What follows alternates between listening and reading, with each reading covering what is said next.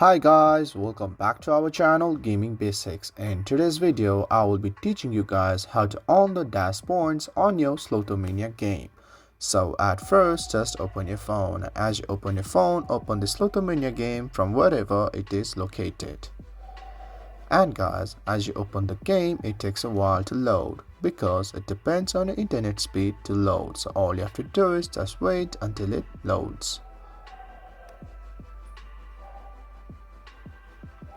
And as it loads, you're in this home screen. So just stay at this home screen and look at the bottom left for that option Daily Dash and just click on there at first. And as you click it, you can see your dash point, and to increase it guys, all you have to do is just spin the wheel on your game on your Slotomania app, and as you spin it more time, the points are been increasing. So guys, that's how you earn the dash points on your Slotomania game. If you find our video helpful, please leave a like and please do not forget to subscribe our channel. Also hit the bell icon to get updates with our latest videos, and drop a comment for reviews and more content like this. I will see you guys again in our next video. Thank you for watching.